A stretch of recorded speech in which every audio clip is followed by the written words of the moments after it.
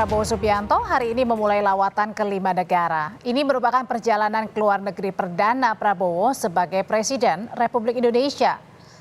Keberangkatan Presiden Prabowo dari Lanut Halim Perdana Kusuma Jakarta diantarkan Wakil Presiden Gibran Rakabuming Raka dan sejumlah menteri.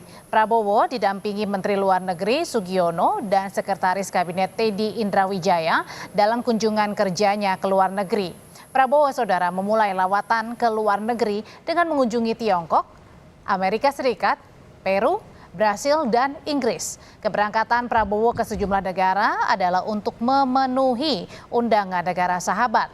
Menurut Presiden Prabowo, undangan ini sebagai bentuk penghargaan negara-negara sahabat kepada Indonesia sebagai mitra penting dalam perekonomian global.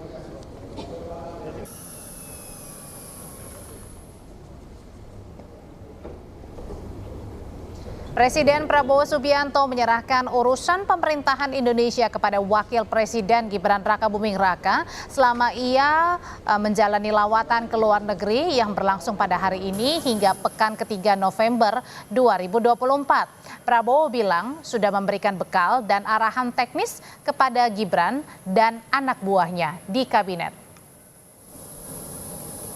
Saya kira ini kehormatan bagi kita dan ya kita akan memelihara hubungan yang baik dengan semua pihak.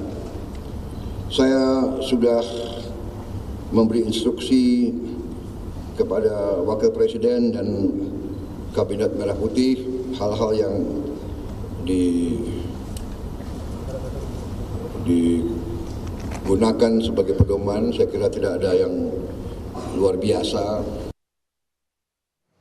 Dalam mempercayakan pemerintahan ke Wakil Presiden Gibran Rakabuming Raka dan Kabinet Merah Putih selama melakukan kunjungan kerja ke luar negeri, Presiden Prabowo meminta pemerintahan bersih dari muatan persaingan politik terkait kampanye.